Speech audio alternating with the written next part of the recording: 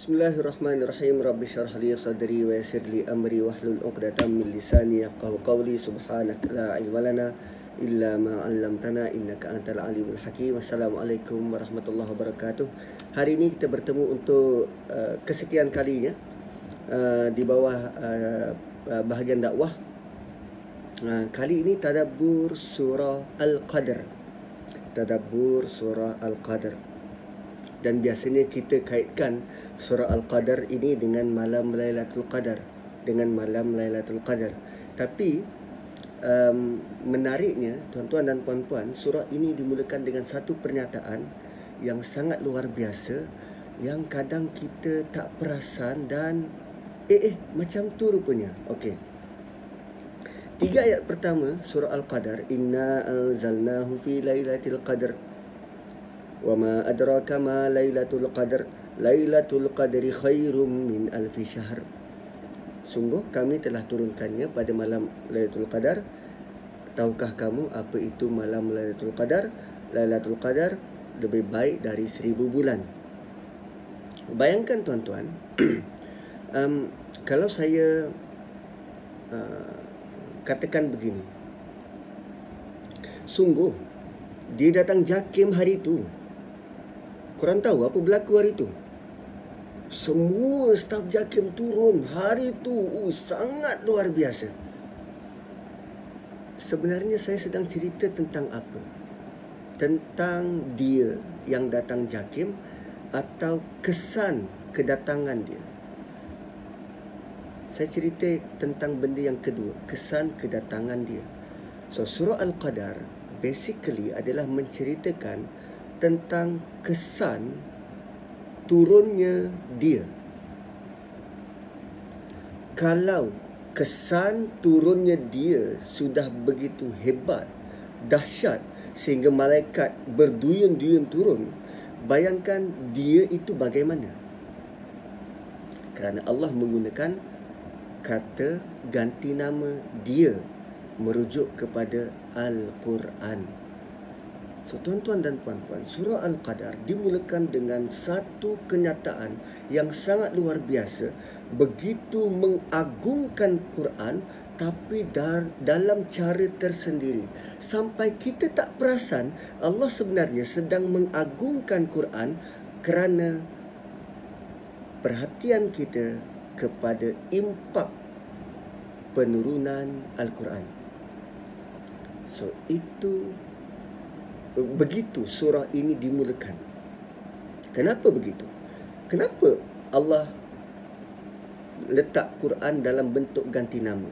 Seolah-olah nak hide dia, seolah-olah tidak dia menjadi secondary, sedangkan itulah kita punya main point.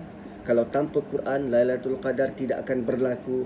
Tanpa Quran, Ramadan ini hanya seperti bulan-bulan yang lain. Kenapa?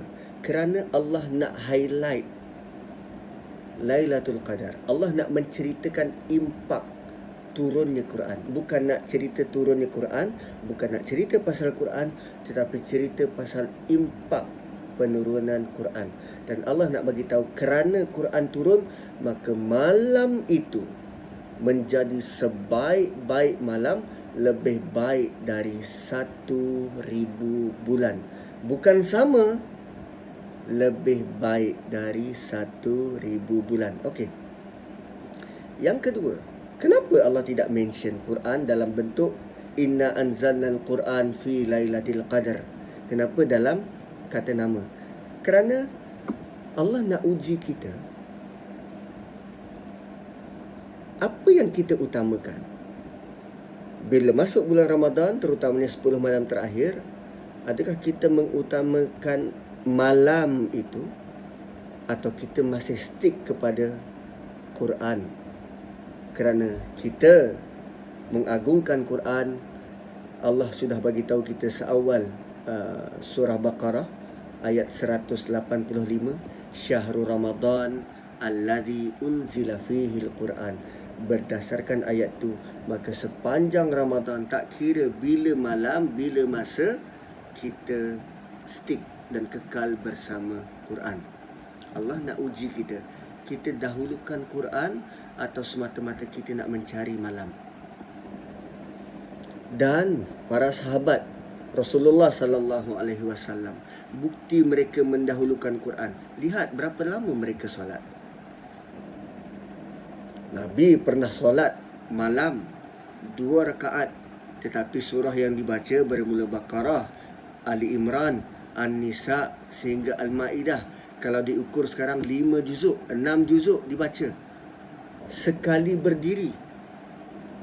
So lihat bagaimana pembudayaan dan pengagungan Quran itu dibuat dalam solat. Kita dengan tak hafal Quran, solatnya sekejap, malam yang dikejar bukan Quran. Dan itu fungsi tadabbur sebenarnya. Bila kita memahami atau cuba menyelami apa sebenarnya yang nak disampaikan melalui ayat demi ayat dalam Quran. So inna anzalnahu fi lailatul qadr wa ma adraka ma lailatul qadr, lailatul qadri khairum min alfi syahr. 3 ayat berturut-turut Allah sebut secara jelas lailatul qadr. 3 ayat berturut-turut. Dan cuba tengok ayat kelima bila Allah kata salamun hiya hatta matla'il fajr. Selamat sejahtera dia. Siapa dia ni? Malam itu. Malam apa? Malam Lailatul Qadar. Selamat sejahtera. Tapi di atas 3 kali berturut-turut 3 ayat back to back Allah sebut Lailatul Qadar. Ayat terakhir, ayat kelima, Allah guna ganti nama. Kenapa? Lailatul Qadar, kalau tuan-tuan dan puan-puan kira, ini menurut pendapat Ibnu Mas'ud, Lailatul Qadar terdiri daripada 9 huruf. 9 huruf. 3 kali disebut, 9 darab 3.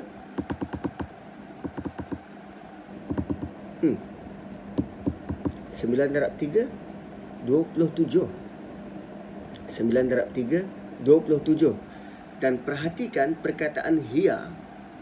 Perkataan hiya adalah pada kedudukan 1, 2, 3, 4. Nombor 4 daripada belakang. Nombor 4, perkataan yang keempat daripada belakang. Dan kalau kira daripada depan, daripada inna, dia terletak pada kalimah yang ke-27. Kalimah yang ke-27. Adakah ini teori konspirasi Lailatul Qadar jatuh pada malam 27?